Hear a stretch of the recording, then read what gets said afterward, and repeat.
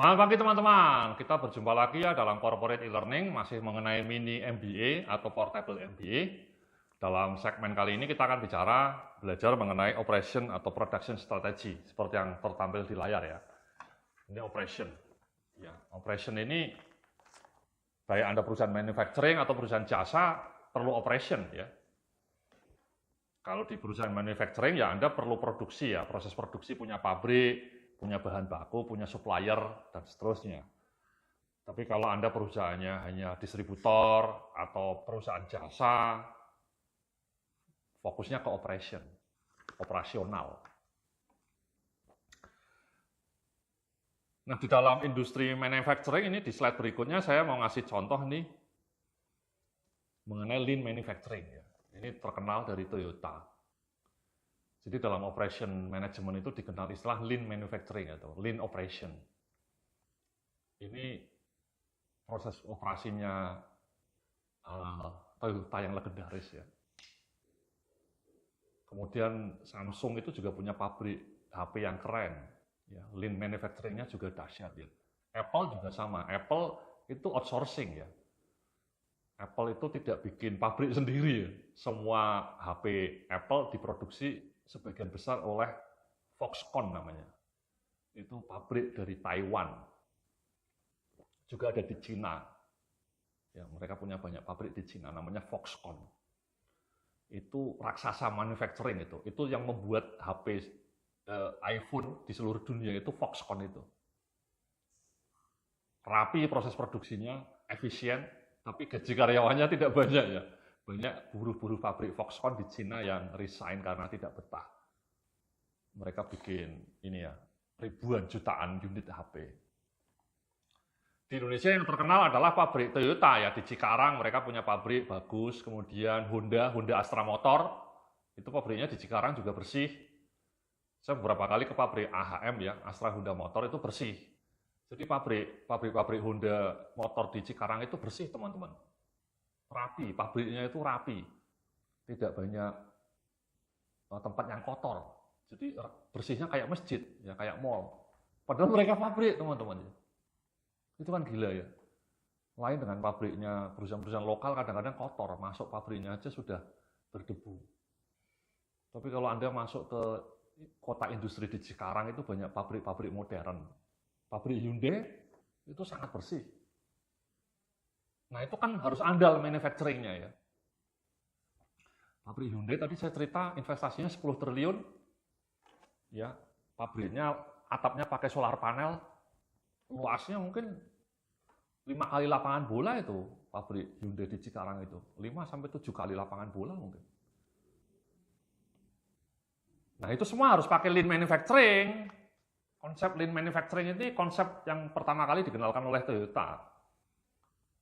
Intinya apa? Lean manufacturing ini di slide berikutnya ya, di slide 80 Anda bisa lihat di layar.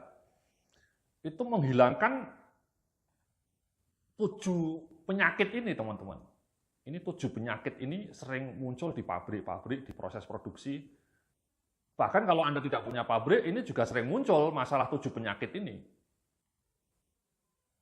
Ya. Tapi terutama Anda yang bergerak di bidang manufacturing ya. Jadi overproduksi, ya ini penyakit paling sering ya. Anda produksi sepatu misalnya, produksinya over, jadi ya sudah itu bahaya. Kalau overproduksi kan jadi barangnya nggak laku. Jadi nanti disimpan di gudang jadi dead inventory. Makanya ini penting supaya Anda punya forecasting yang penting ya. Makanya Toyota, perusahaan pabrik Toyota di Jakarta, di Cikarang, pabrik Honda di Cikarang itu produksinya harus tepat. Ya, jangan overproduction. Kalau sepeda motor atau mobil kadang-kadang malah underproduction ya. Kemarin karena pandemi kekurangan bahan baku, chipnya kurang, sehingga banyak inden. Jadi underproduction bukan overproduction. Kemudian defect rate-nya harus rendah ya, defect rate-nya harus rendah. Kemudian over transportation-nya dikurangi. Jadi caranya mengurangi over transportation bagaimana ya? Didekatkan. Pabriknya Hyundai didekatkan dengan pelabuhan supaya distribusi barangnya tidak terlalu jauh. Makanya sekarang di Cikarang itu ada jalan tol langsung yang nyambung ke Tanjung Priok, itu sangat bagus, itu sangat disukai oleh pabrik-pabrik. Jadi dari Pelabuhan Tanjung Priok langsung ke Cikarangnya itu ada jalan tol. Itu namanya distribusinya lancar. Di Singapura seperti itu. Di Singapura itu pabrik-pabrik ada di pinggir pantai. Jadi transportasinya sangat sangat hemat. Overproses, ya, jangan terlalu banyak proses. Ini kebanyakan di kantor pusat mungkin ya. Prosesnya terlalu bertele-tele ya, birokrasinya terlalu panjang. Prosesnya berulang. Jangan sampai terjadi seperti itu, harus efisien teman-teman. Ya ini birokrasi kebanyakan. Over inventory ya, ini juga sering terjadi ya, jangan sampai Anda pesen bahan baku terlalu banyak. Kalau dalam istilah Toyota itu just in time inventory, itu kan keren banget. Jadi bahan baku mobil Toyotanya datang hari ini, besok sudah langsung digarap di pabrik, itu kan keren. Bahkan kadang-kadang jam 9 datang, jam 2 siang sudah langsung dibikin. Jadi jedanya sangat pendek. Itu namanya just in time inventory. Just in time inventory, barang datang baru dikerjakan. Makanya Toyota itu punya ekosistem dengan suppliernya itu sangat erat. Bahkan sistem aplikasi suppliernya itu terkonek dengan Toyota. Jadi proses produksi di suppliernya itu terkonek dengan Toyota. Jadi integrasi. Itu kan keren teman-teman. Ya. Sama pemasoknya ayam di KFC itu mungkin harus rapi itu koordinasinya dengan KFC. Supaya ayamnya pas. Jangan sampai KFC sama McD pesen ayamnya terlalu banyak. Itu kan over inventory nanti. Bayangkan ya, itu McD sama KFC itu tiap hari nyembelih ayam mungkin ratusan ribu ekor itu, ratusan ribu ekor ayam. Ayamnya disembelih dengan mesin ya, dengan mengucap Bismillah ya, mesinnya Bismillahirrahmanirrahim, dipencet tombolnya. Karena kalau Anda manual terlalu capek karena ribuan ayam dipotong dalam hitungan menit. Nah inventorinya harus pas, McD, KFC itu inventorinya harus pas. Sepeda motor Honda itu inventorinya pas, itu namanya lean manufacturing. Waiting time-nya juga jangan terlalu lama ya, waiting time. Makanya McD itu punya standar penggorengan ayamnya berapa menit, standar penggorengan kentang gorengnya berapa menit, itu mereka punya aturan itu teman-teman. Jadi waiting time-nya itu diukur pakai stopwatch, dipantau benar itu, jangan sampai lebih dari sekian detik. Jadi sangat efisien, ya. Pabrik Hyundai, pabrik Toyota yang pakai robot apalagi ya, sebagian pakai robot itu ya waiting time-nya menjadi makin pendek. Dan yang terakhir jangan ini ya, overproduction. Terlalu overproduksi itu juga jelek. Sekali lagi tadi saya cerita ya. Ya overproduction sama ini ya.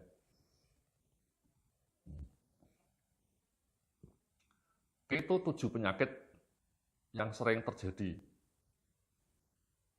Ya. Nah, di slide berikutnya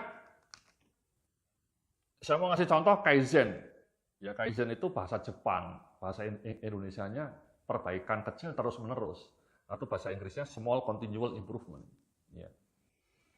Jadi ini bisa diterapkan di kantor Anda ini teman-teman ya. Kalau bisa Anda itu tiap bulan kumpul sama teman-teman di departemen Anda, melacak apa proses yang bisa Anda perbaiki, seberapapun kecilnya tetap bisa dilakukan itu. Ya. Kemajuan-kemajuan kecil itu kalau dilakukan berulang tiap bulan itu kan akumulasi juga teman-teman. Jadi tolong Anda tiap bulan itu brainstorming sama teman-teman Anda, apa proses di kantor kita yang bisa dihemat waktunya, apa proses di kantor kita yang bisa diperbaiki mutunya, apa proses di kantor kita yang bisa diperbaiki desainnya. Saya mau ngasih contoh kisah legendaris nih teman-teman, yakni tim balap sepeda Inggris. Tim balap sepeda Inggris itu udah bertahun-tahun kalau Olimpiade tidak pernah masuk top 5. Ya, kadang-kadang bahkan di 10 besar pun nggak bisa. Tapi pada Olimpiade tahun 2012 di Inggris, itu tim balap sepeda Inggris menang emas banyak. Semua terkejut itu. Ini kenapa kok tim sepeda Inggris tiba-tiba mendadak dapat medali emas banyak sekali, dominan. Pelatihnya bilang karena kami menerapkan Kaizen. Tim balap sepeda Inggris menerapkan Kaizen, kata dia. Jadi kami tiap waktu melakukan perbaikan kecil-kecil tapi di semua lini. Misalnya dia ngasih contoh perbaikan dalam bentuk ban sepedanya. Dia tahu ternyata ada jenis ban sepeda tertentu yang bisa menambah kecepatan. Itu kecil penambahan kecepatannya, tapi dia lakukan. Yang kedua, ternyata atlet itu kalau tidurnya nyenyak akan lebih bagus kinerjanya. Sehingga dia melakukan studi bagaimana supaya atletnya tidurnya lebih nyenyak. Dia ketemu bantal yang paling nyaman buat pembalap-pembalap Inggris. Jadi dia bikinlah bantal itu, dibikin di Inggris. Kemudian kalau nginep di hotel harus pakai bantal tersebut. Itu kan perbaikan kecil. Dengan bantal itu atletnya bisa tidur sedikit lebih nyenyak. Tidak terlalu banyak, tapi sedikit improvement itu gara-gara pakai bantal yang nyaman, pakai ban sepeda yang lebih baik, sadelnya lebih baik, ya, warna kaosnya juga didesain putih semua, karena itu ternyata menambah kecepatan. Itu semua kecil-kecil penambahan kecepatannya itu. Gara-gara pakai bantal yang enak, gara-gara pakai seragam yang lebih bagus, pakai sadel yang lebih bagus, pakai ban sepeda yang lebih bagus. Itu semua penambahannya kecil. Mungkin hanya dalam hitung, penambahannya cukup menit. Ya, kecepatannya nambahnya tidak sampai signifikan. Kecil. Tapi kecil-kecil itu ketika diakumulasikan, itu belum mendadak tim Inggris bisa dapat medali emas. Apa pelajarannya? Jadi Anda bisa lakukan hal yang sama. Anda coba lacak itu berbagai dimensi kantor Anda. Lakukan perbaikan yang kecil-kecil, nggak masalah. Apa perbaikan kecil yang bisa dilakukan di kantor Anda? Misalnya tadi ya, contohnya bantalnya, sadelnya, ban sepedanya, seragam pembalapnya. Nah, yang kecil-kecil itu kalau dilakukan berulang, kemudian diakumulasikan, hasilnya akan namanya snowball effect, efek bola salju. Itu prinsip Kaizen, teman-teman. Oke. Jadi Anda lakukan ya, Kaizen ini ya, mulai besok Anda brainstorming sama teman Anda di kantor, Anda cari perbaikan-perbaikan kecil yang bisa dilakukan di kantor Anda. Oke? Nah, di slide 82 ini saya ngasih contoh lagi mengenai operation management, itu konsep yang legendaris namanya 5R. Apa itu singkatan 5R? Ringkas, resik, rawat, rapi, rajin. Ya, Anda bisa baca itu. Ya, ini konsep legendaris ini. Ini dari Jepang juga. Kalau dalam bahasa Jepang, kalau tidak salah namanya 5S. Ya, S-nya bahasa Jepang ya. Sutsuki atau apa, itu bahasa Jepang. Tapi di Indonesia kan jadi ringkas, resik, rawat, rapi, dan rajin. Jadi kalau bisa ruangan kantor Anda, ruangan pabrik Anda, ruangan produksi Anda itu resik. Ya. Kantor Anda resik. Saya tuh selalu terngiang kalimatnya Renat Kasali ya. Renat Kasali itu pernah mengatakan sama saya, Pak Yudhya, cara menguji manajemen perusahaan bagus atau tidak itu mudah. Apa Pak? Cukup Anda datang ke WC-nya, ke toiletnya. Kalau Anda lihat toiletnya rapi, bersih, resik, rapi, wangi, itu pertanda manajemen perusahaan itu bagus. Sebaliknya kalau Anda datang ke WC-nya, ke toilet kantor perusahaan itu langsung begitu datang, penuh dengan kotoran, baunya pesing, ada banyak puntung rokok, atau mungkin belum disiram, itu tanda perusahaan ini tidak bagus manajemennya. Dan saya lihat ada korelasinya emang. Sekali lagi ini prinsip Kaizen, bahwa kinerja-kinerja kecil di kantor Anda itu sebenarnya cerminan dari manajemen Anda. Jadi sekarang perhatikan tuh toilet di kantor Anda bersih nggak, rapi nggak, resik nggak. Kemudian pabrik Anda. Tadi saya cerita kalau saya datang ke pabrik Astra Honda Motor di Cikarang itu saya tercengang, terkesima. Karena lantai pabriknya bersih, tidak banyak kotoran oli di mana-mana, tidak ada. Bersih, rapi seperti mall, padahal pabrik itu. Apalagi kalau ke pabrik mobil Hyundai ya, yang baru itu amazing lagi itu. Semuanya rapi, resik, rapi ya. Yang pertama resik, pabrik Astra Honda itu. Kemudian rapi, ya tidak banyak barang tidak berguna. Yang sering terjadi kan ini teman-teman ya, kalau Anda sekarang aja cek kantor Anda sekarang misalnya. Anda perhatikan gudangnya atau bahkan ruangan meja Anda, itu saya yakin banyak folder-folder, banyak dokumen-dokumen yang tidak berguna disimpan sembarangan. Tidak resik, tidak rapi. Kemudian banyak alat yang rusak, tidak dirawat. Rajin, ringkas. Gitu ya teman-teman ya. Oke. Saya sering melihat juga contoh lainnya adalah mobil, ya, mobil penjemputan. Itu kadang-kadang saya mau lihat mobil perusahaan, misalnya Avanza, itu sering saya lihat mobilnya penyok-penyok. Itu pertanda manajemen perusahaan itu tidak bagus tuh. Sering sekali saya lihat mobil kantor, mobil perusahaan, mobil Avanza kebanyakan itu tidak rapi, tidak dirawat dengan baik, tidak resik. Itu pertanda sistem manajemen perusahaan itu buruk. Ya.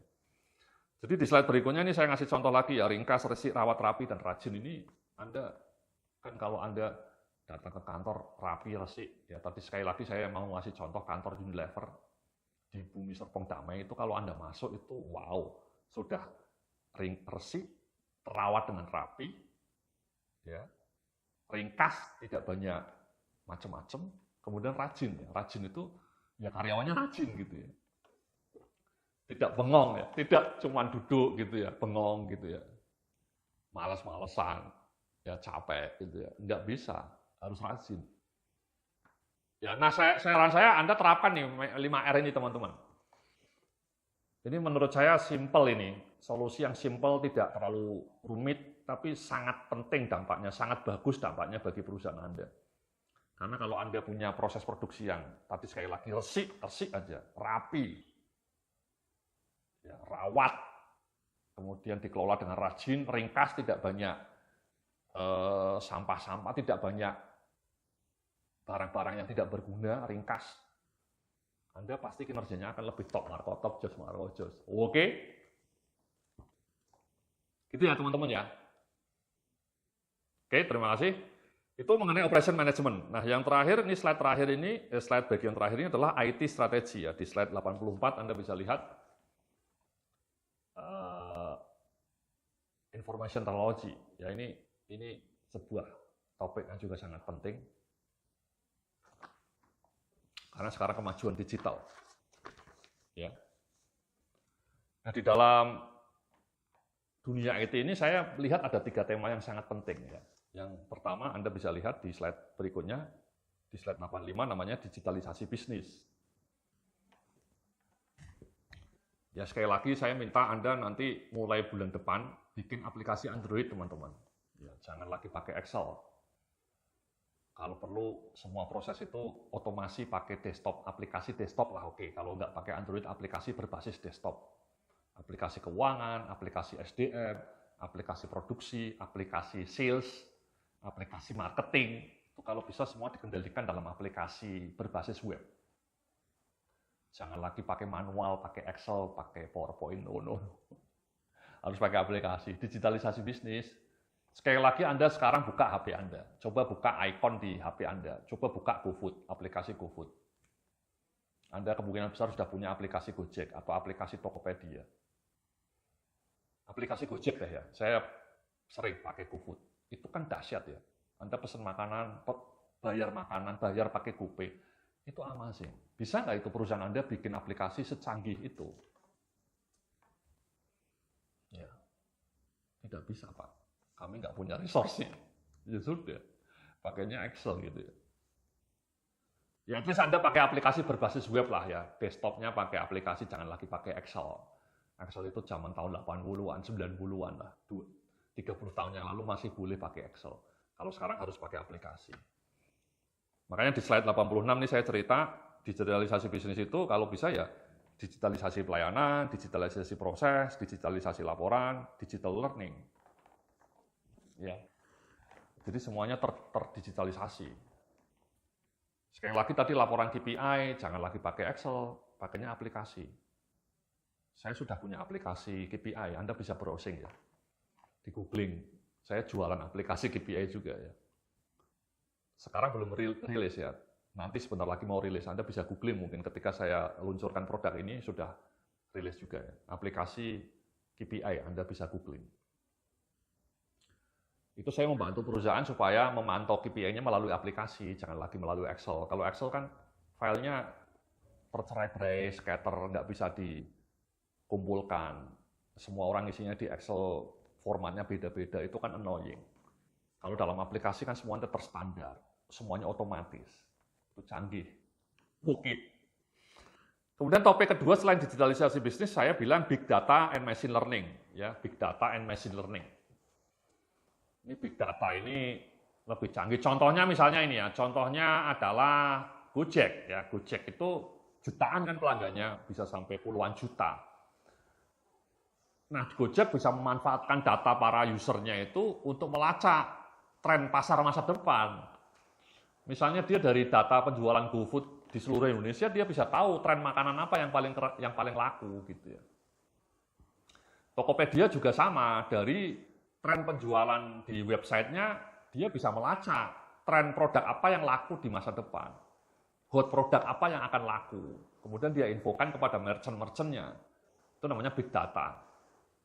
Ya, jadi memanfaatkan digital interaction para pelanggannya untuk mengidentifikasi pola apa yang akan terjadi di masa depan. Itu keren itu, ya namanya big data. Yang bisa melakukannya menurut saya di Indonesia itu ya kayak Tokopedia, Gojek, Shopee, kemudian Ajaib atau Bibit. Itu mereka punya data yang luar biasa kaya mengenai usernya. Aplikasi mobile banking itu mungkin juga bisa melacak data-data pelanggannya. Pakainya aplikasi big data, banyak dijual, mahal harganya, ya, yang bisa menghitung tren pasar masa depan. Ya, pakainya machine learning, algoritma. Ya. Dan yang terakhir adalah Internet of Things. Ya, di slide terakhir Anda bisa lihat di slide 88 Internet of Things. Ini misalnya mobil Tesla itu kan banyak sensornya teman-teman ya. Sehingga ketika Anda ngantuk, nyetir mobil Tesla ngantuk itu mobil Teslanya ngasih tahu, hei jangan ngantuk gitu. Itu penting itu. Banyak kejadian kecelakaan mobil di jalan tol itu gara-gara pengemudinya ngantuk drivernya. Nah bayangkan kalau Tesla itu punya sensor yang bisa melacak ini supirnya kok ngantuk, dikasih tahu itu. Atau bunyi ya, mesin mobilnya bunyi atau ada di dashboardnya bunyi, kuing kuing kuing kuing. Itu pertanda Anda ngantuk, suruh istirahat. Bahkan kadang-kadang mesinnya mati sendiri kalau Anda ngantuk. Itu kan keren ya. Jadi Anda tidak akan terhindar dari kecelakaan lah. Atau sekarang ada kulkas yang pakai sensor. Jadi kalau kulkasnya isinya kosong, nanti sensornya ngasih tahu ke Tokopedia atau ngasih tahu ke grosir online. Hei tolong ini kulkasnya Pak Yudia sudah kosong. Tolong Anda antarkan buah-buah segar ke rumahnya Pak Yudia. Nanti sayanya tinggal dapat notifikasi itu teman-teman. Ya, ini ada pesanan, Anda setuju nggak? Kalau saya approve, nanti otomatis buah-buahnya itu datang ke rumah saya. Jadi sayanya nggak perlu ribet pesen ya. Yang mesen mesin dalam kulkas itu. Yaitu kan amazing. Itu masa depan teknologi seperti itu ya. Jadi smart machine, smart kulkas, kulkas yang cerdas, kulkas yang bisa mengetahui selera saya, kulkas yang bisa pesen barang sendiri, kulkas yang bisa pesen buah sendiri. Saya hanya tinggal memantau dan approve. Itulah ya materi kita terakhir mengenai IT management. Demikianlah materi kita mengenai personal MBA atau portable MBA ya. Dari tadi dari modul-modul sebelumnya kita belajar mengenai tujuan utama bisnis, bicara mengenai ekonomi makro, bicara mengenai marketing management, human capital management, financial management, operation management, dan terakhir barusan IT management. Mudah-mudahan apa yang saya sampaikan bermanfaat bagi Anda baik di dunia maupun di akhirat ya. Terima kasih, salam sukses, penuh kemuliaan.